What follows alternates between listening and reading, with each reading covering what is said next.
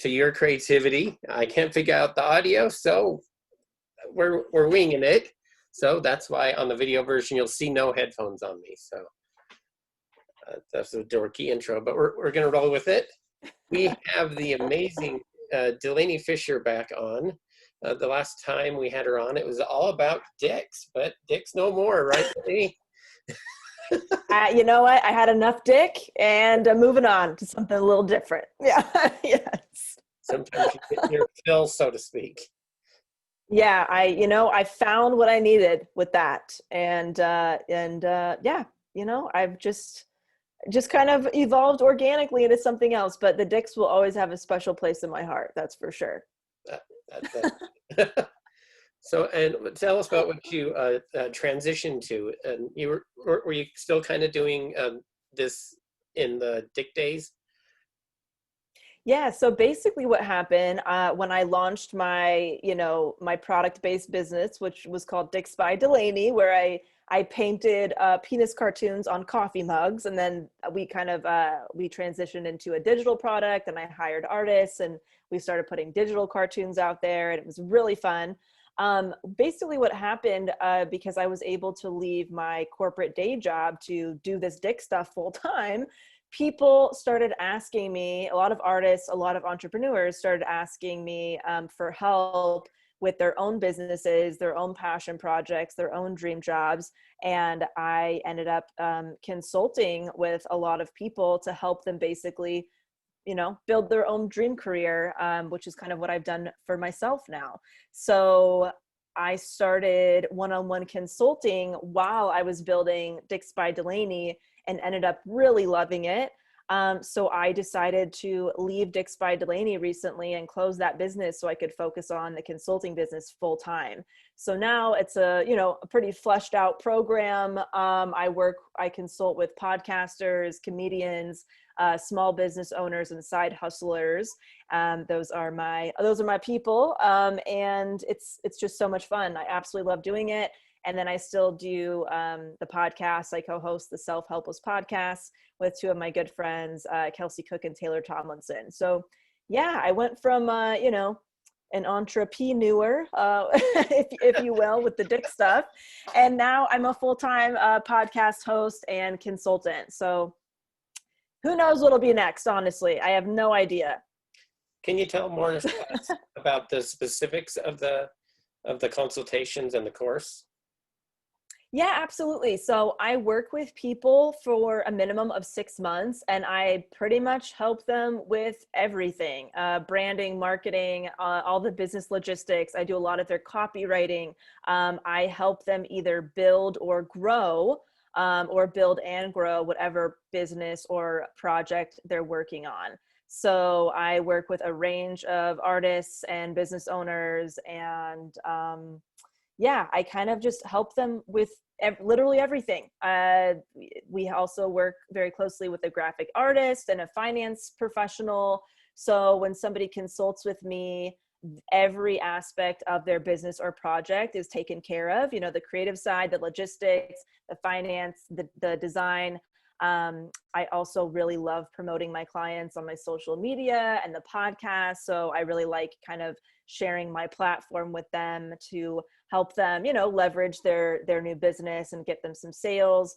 I also really like taking my clients on, not only as, acting as a consultant for them, but I kind of become a little like manager in a way too, where I often submit my clients for opportunities that I think they'd be a great fit for. So they've gotten, speaking engagements and workshops and paid gigs and all that stuff, just because I'm in a place where I'm able to do that. So why wouldn't I, So yeah, it's just been a lot of fun. I also have a little private networking group for all my clients to connect and collaborate with each other and buy each other's stuff.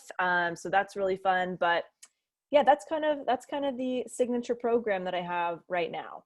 Sounds like I need you, because I do good in a handful of areas, but some of them I'm just like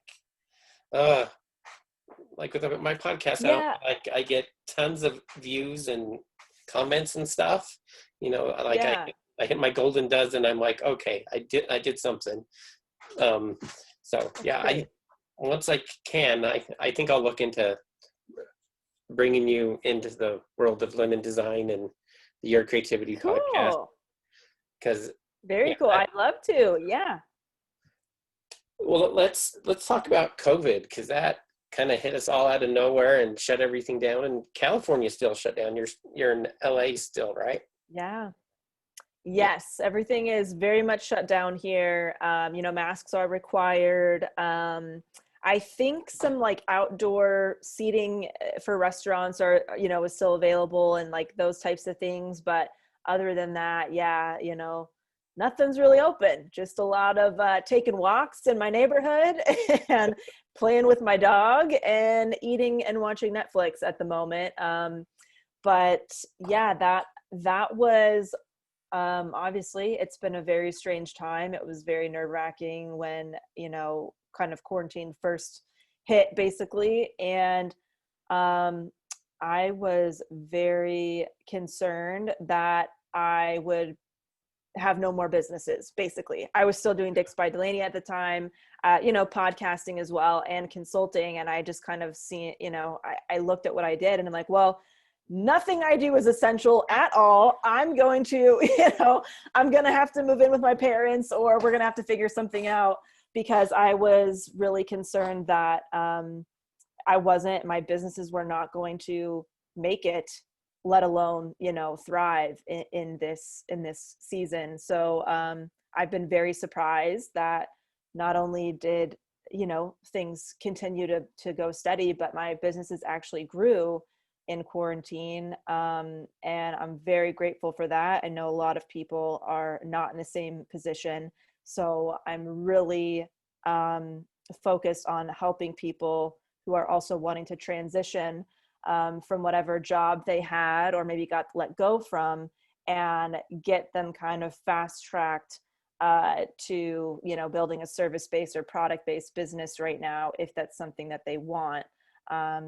So it's a very strange time. How have you been holding up in quarantine? Well, in Utah, where everything's kind of open back up, but it's like limited seating. So like at the comedy club I work for, it's third capacity. Yeah. They can sell out, but it's only a third full. So that's been rough for the club owner. And it took me a while to get me back up where he was able to, pay me some money for the graphic design I do for him. So, and then the restaurants I was doing stuff for, they kind of switched to like pickup orders. So they didn't need stuff as often from me. So yeah, stuff considerably slowed down. I still kept my morning job at the college, so I had that money coming in. But when things opened back up, they basically trimmed the last 2 hours of our day off. So I actually took a pay cut there. So it's struggling, and I might start Instacarting just to bridge that gap now that I'm kind of more comfortable with how clean the stores are, and the heat has calmed down. Because like July and August here, we were like 100 all the time. So, oh, really? Yeah, it's been really hot here too. It's been like 110 out here, which is relatively rare for us. We don't usually get that hot of weather. 110, I think it got up to like 113 lately. Very strange for LA. Yeah. But it's good. Like I was a Lyft driver for a long time. I had so many different jobs and gigs and stuff to supplement my income. So it's nice that those things are, still an option, and are in a lot of different areas. So I think that's a great idea during this period of time. Everybody's just we're doing what we got to do. No, for me, the podcasting during quarantine and COVID, I've actually had a lot more opportunities. I'm releasing like every week now, practically. How has that affected the dynamic of the podcast? And when's the last time the three of you saw each other? Yeah, good question. So when we first were, quarantining, we decided to actually up the amount of episodes we were doing. So we were actually releasing 2 episodes a week for a while, because we figured, oh my gosh, none of us are going to be busy. We're going to have a lot of time on our hands. We might as well, put more shows out there, put more episodes out there. So we found that we got pretty busy very quickly. And even though, my co-hosts are full-time stand-up comedians, shows weren't really happening, but they, that led to other opportunities for them. They started doing a lot of Zoom shows and different things like that. Still had a lot of meetings about stuff. So we found that we thought we were going to have a lot more free time in quarantine, and then we ended up being just as busy somehow. I don't know how that's possible. So we're back to 1 episode a week, but it's nice because it's forced us to record the podcast remotely, because we were going into our studio every time we had to record the show. And so we've actually been able to do the show a lot. Basically, we've all been able to, oh, Dylan, can you hear me? Yeah, I can hear you. Did I just get booed? Oh, I don't know what just happened, but I cannot see. Oh, there it goes. Oh my God, how weird. My Zoom is freaking out and you just like went off the screen. Anyway, the joy of recording with this face from home. Basically, we've all been able to be on pretty much every episode during quarantine. It was really hard with scheduling beforehand because, we'd had to think about the studio schedule, our schedules, the guest schedules, all of us being able to meet in one place in person. And now recording remotely, it feels like we have a lot more options as far as time slots to record with each other. So it's actually been beneficial in that way. And luckily, we all live relatively in the same area. So we can meet up for like social distancing walks and stuff quite a bit. So I feel like I recently saw both of them this past week, which is really nice. That's awesome. I see Taylor's tried to go out. No, back up. You guys got teased with an opening there, because didn't California open up a little bit briefly? Yes. Yeah. They opened up restaurants and salons and spas and all kinds of stuff. And I feel like was that for, I don't even remember, a couple months or something. Even it felt like a significant amount of time, maybe less, maybe more. But yeah, everything closed right back up. So that must have been weird. I'm just saying it. Because we kind of opened back.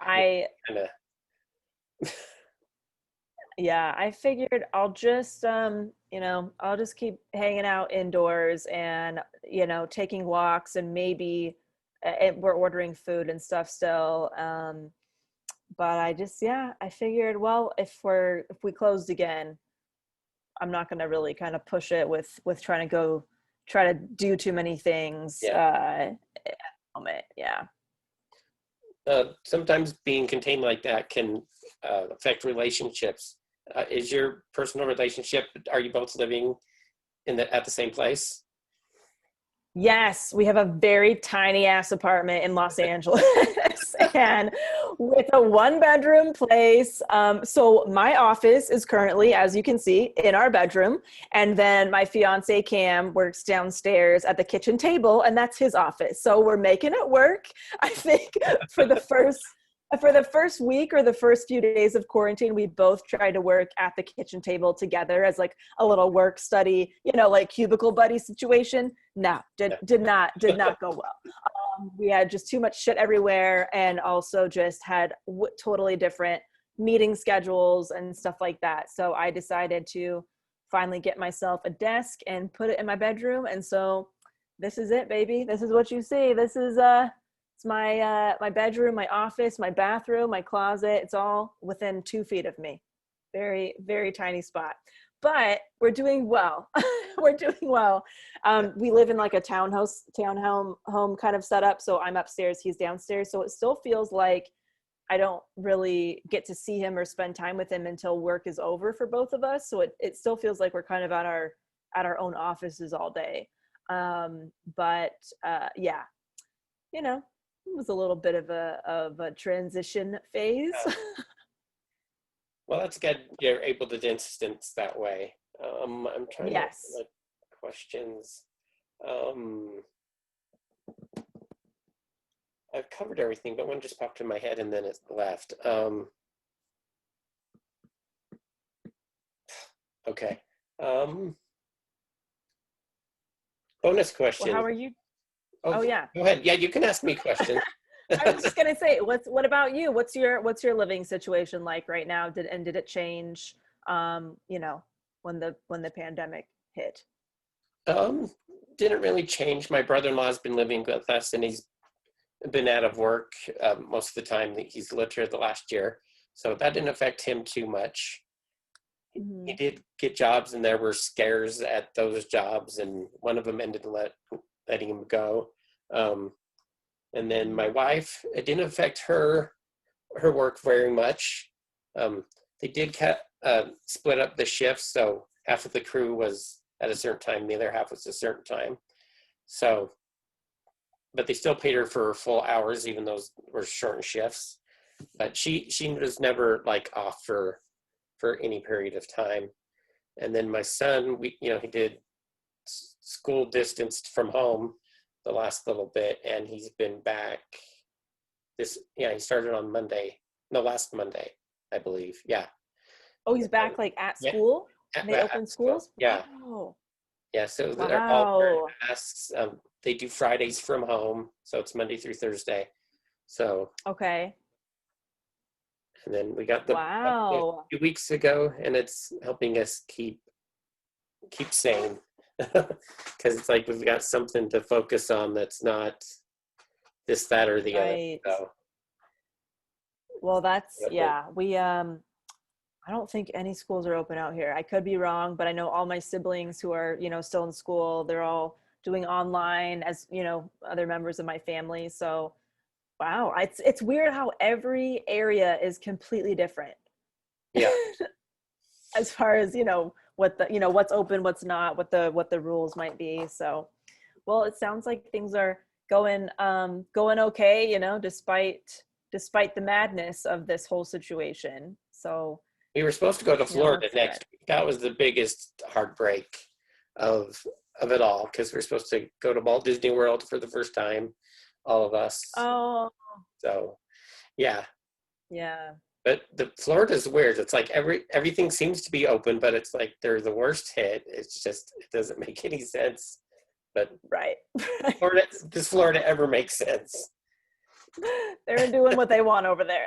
They're just Yeah. not too surprising. uh, they'll figure it out someday, hopefully. Yeah. Well, At least they figured out Disney World. Yeah, it's opened up. Disneyland, who knows? We'll see that again, but someday. Yeah. Yeah. Let's do bonus questions. I can't remember if we had these at the time when I had you on the first time, but the first one is, what does creativity mean to you? Ooh, I think for me, creativity means basically being able to get out of your head or allow yourself to make something without judgment. I think that's what it means to me. Yeah, whether it's drawing, painting, writing something without editing and criticizing yourself. That's where I feel like I'm in the most creative flow, where I'm just giving myself permission to put something out there without thinking, getting in my head, people thinking it's going to be stupid or it's going to suck or whatever. I'm just making it just to make it because I enjoy it.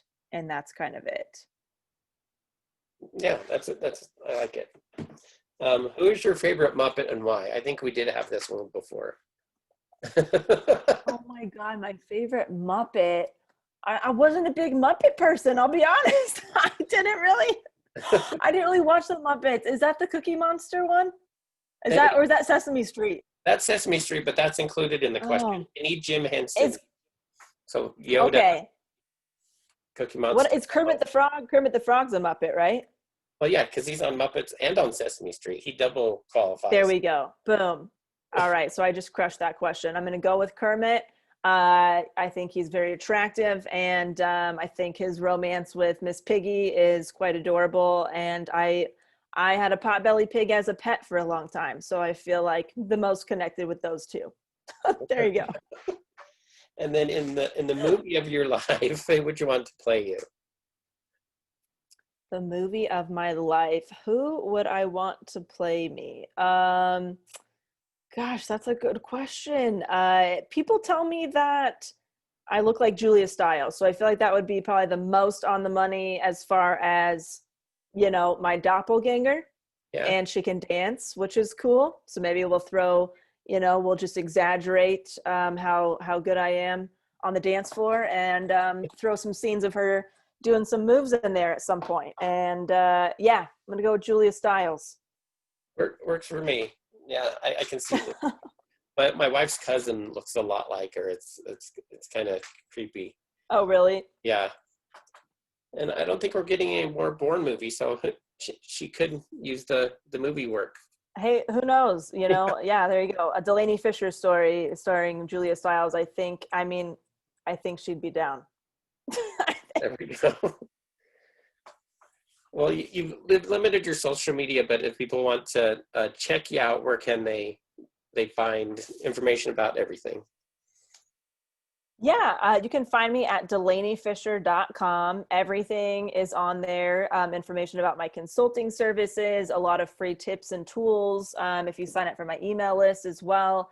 And then if you are on social media, I'm just on Instagram. So that's at Delanie Fischer. But really, my website has all the things that you need. How has it been limiting to social media? Has it been like, a breath of fresh air with time and stress? And yes, absolutely. I am a big I'm a big minimalist. I enjoy a simple kind of minimal approach to everything I do. And so I found that being on different social media platforms was very overwhelming. It was taking a lot of my energy and time, and it just wasn't super effective for my goals. So I just kind of picked the one platform that was making the most sense for me at that time, that I felt I was the most engaged with, and that was the most kind of effective for my business and connecting with people. So I got rid of Twitter and Facebook, and I don't really know if I'm going to stay on social media indefinitely. I'm not sure yet. I do feel like my goal is to be completely off social media platforms in the next year or so, where I would just have an email list and a blog and a website where people could find me along with being part of the podcast. So I'm definitely somebody who wants to live off the grid as much as possible if I'm able to do that and still stay in business. So that's to be determined. Maybe that'll be my next time on the show. I'll talk about how I'm running my business without social media. But for right now, I do have one platform that I use. Yeah, that would be a very creative situation. Yes. No social media, and here I am. Yes. We'll see how it goes. Well, I'll keep the mic warm for you, so we can have you back on then. Oh, thank you. Thank you, Delanie. It was great talking to you again. Good seeing you. Nice talking to you. Best of luck with everything, and send my love to the family. Will do. Bye. Bye-bye.